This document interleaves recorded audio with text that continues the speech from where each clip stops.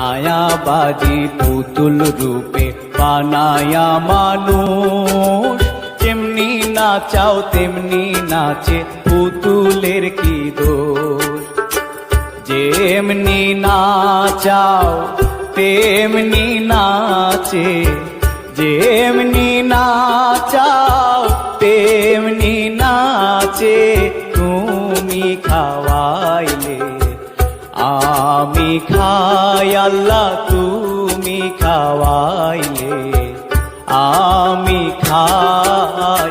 এই যে দুনিয়া কিসের লাগিয়া, এত যত্নে গড়াইয়াছেন শান।